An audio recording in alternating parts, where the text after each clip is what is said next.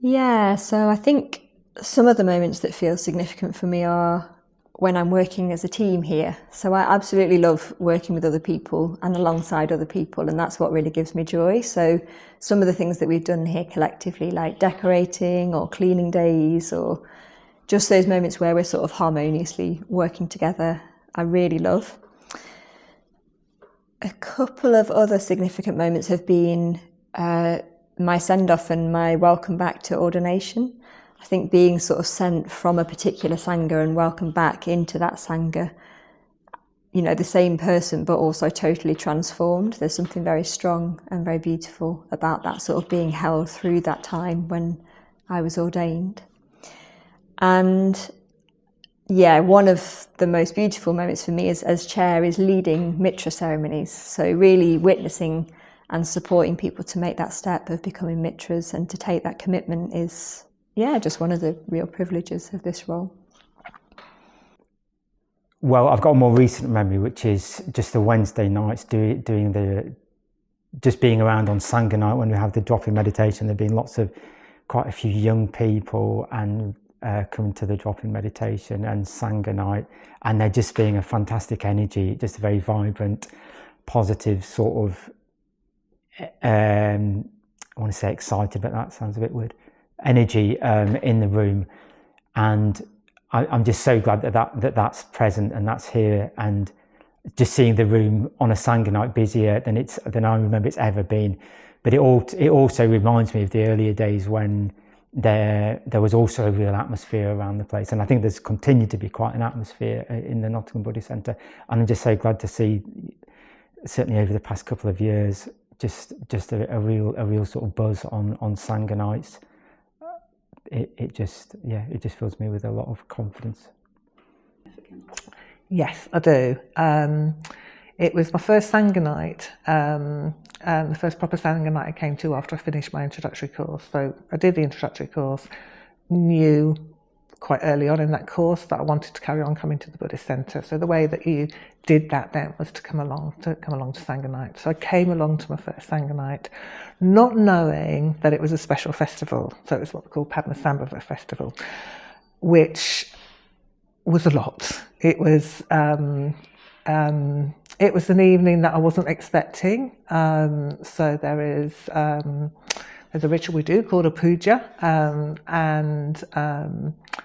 and there was a very special puja that day. And part of me was, oh my, this is not what I was expecting. I don't know how I feel about this. But then during the evening, something very special happened. I had a very sort of strong experience that I've now realised connected me very strongly to Padmasambhava, who's very important to me now. So even though part of me and my friend had come along who'd done the introductory course, and we were on the tram going back and going, oh my God, what was that about? What was going on? I was pulled back and I kept coming back. And now I look back on that experience and I feel that was the first time I really, really strongly connected to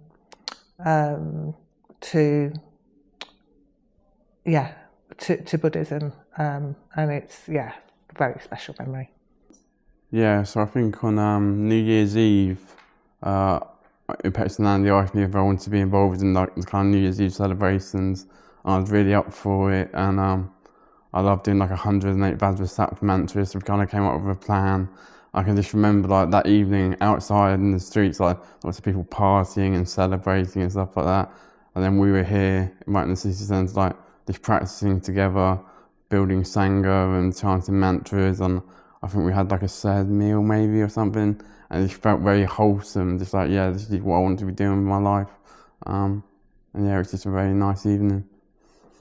There's lots of memories that feel significant, but I think there's a particular thread that's been really important with me in my own spiritual life, which has been through, Dayajava. I just felt like he really took me in on quite an early stage. I was very shy and nervous and was quite an anxious person. I just found it very hard to speak with people, and I felt like he took a lot of time and patience just to listen to me. And he started then asking me to get involved and by volunteering and helping out in various ways.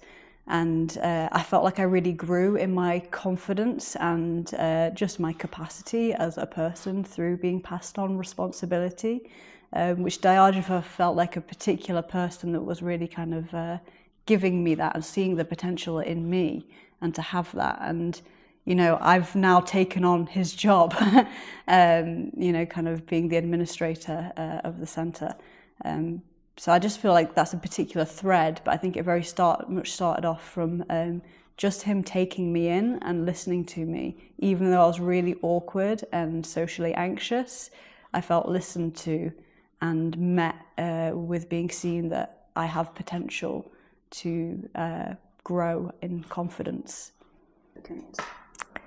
Yeah, I've got lots actually, but there's one in particular maybe I'll mention.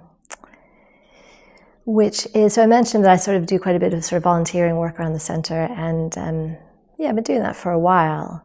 And there was a point, and work in general, sort of how I engage with work has been an area of sort of, well, an area of practice and transformation for me, something that I've needed to kind of, to work with. Anyway, there was a point many years ago now where I'd been involved, I've been doing a fair amount of stuff, mostly sort of admin stuff, and I was just starting to feel a bit like this part of me that sort of does stuff to be loved and does stuff to be of value and to feel worthwhile. I thought that's what was driving a lot of what I was doing then. And I kind of hit a point where I was talking to a friend who was also involved here, an order member. This is long before I was an order member, and I just said to her, you know, I feel like I'm just starting to feel like I'm doing a bit more than I want to be doing. I'm just feeling a bit much. And she said to me, well, then you should probably just take a step back. It's better to do that sooner rather than later. And I sort of thought about that. And then the next time I came into the centre, I saw somebody else that I worked with quite closely, and he just said to me, "Oh, I hear you're thinking about taking a step back." Or I think he said, I heard that you are taking a step back." And so I was like, "Oh, yeah, I guess I am." And it was like that, just sort of being supported to the level of, of somebody seeing that was an area of work for me, that it was an area that was difficult for me. Able to step in and do that. But the particular moment, it's related around that time. So basically what happened was I did start doing less of the sort of admin kind of work stuff. And I was amazed to see how, not that I was the only one who could do it, I hadn't thought that, but I thought that I was the only one who'd be willing to do it, and to see that other people were stepping in to do that, and that I was still loved and I was still accepted, and Anyway, and the moment that really highlighted that for me was at that time, I think there was a puja night that we had, and that we were singing a mantra during the puja. And typically I would always sort of join in on that and feel like that's, in a way, that was sort of part of my contribution, in a way, to the puja. And this particular night I realized, I could just sit back and enjoy listening to everybody else do the mantra. And I did that, and it was just beautiful. I just felt like I was carried along by everyone around me, so. I do. What comes to mind is actually that when I came to Nottingham and this centre, I knew there was disharmony in the order, in the Nottingham Centre order. That's very painful for everyone involved. And I remember a time when I was already here, I can't remember when it was, when people started coming back to this centre, even when they hadn't felt they wanted to be coming to the centre anymore because of the disharmony. And somehow it was really wonderful to just, to see that this place could actually be inclusive for everyone again. And that this harmony was being resolved. So I think that is the most beautiful thing that I've experienced here, that things can change around for the better. And that's not actually negating all the effort that people had put into the centre before, but this harmony is a very painful thing. So was a beautiful experience. And I love it when the centre is buzzing with people, like for festival days or on light night, or and there's mitra ceremonies. And I just love it when the place is buzzing with friendship, really, and practice. Mm-hmm. Yes, I think so. But the thing that springs to mind is the first member of my GFR group, my Going for Refuge group, and my study group who was ordained. That would have been Mark Melbourne as he was, and then he became Jyotidah. And that felt significant because we were sort of on the journey together, and we used to go to retreats together, even a study group together, and then a GFR group together. And then he was invited for ordination, and I remember, because when he came back and he did his talk, and it just sort of brought home to me the fact that you know, with a bit of effort and a bit of hard work and a bit of application, I could also get ordained. And it was significant because prior to that, I think it had just been other people. It had been, oh, it always happens to somebody else. Whereas in fact, when it was people, your peers, if you like, people that were that you'd spent a lot of time with and you'd got to know well, that was very significant, I think.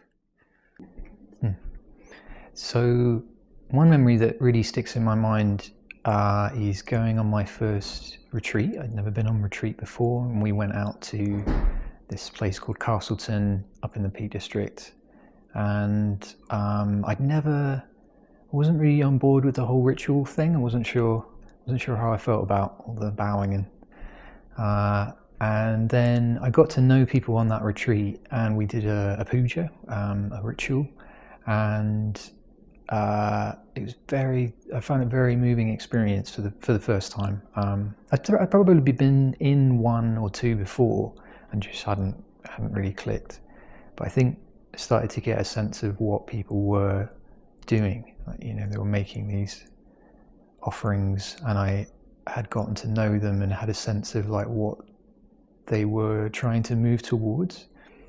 So watching these people go up with their with their candles and, I don't know, flowers they'd found, and it was like put their energy and their thoughts towards I don't know, a brighter future, something like that.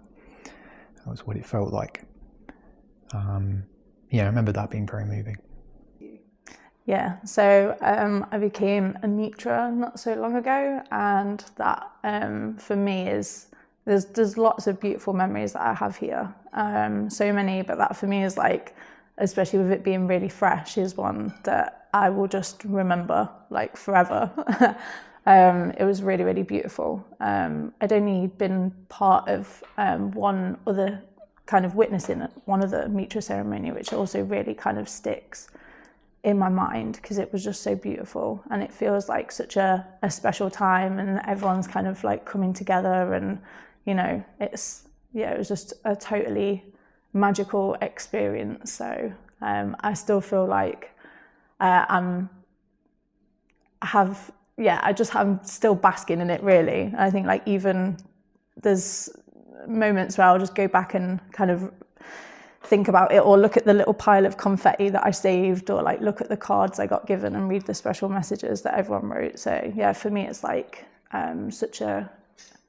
it's like a really heartfelt experience and memory that I can just keep like revisiting even on my days where I'm kind of struggling or finding things hard. It just feels like such a big part of me now. So yeah, that's probably my favourite one.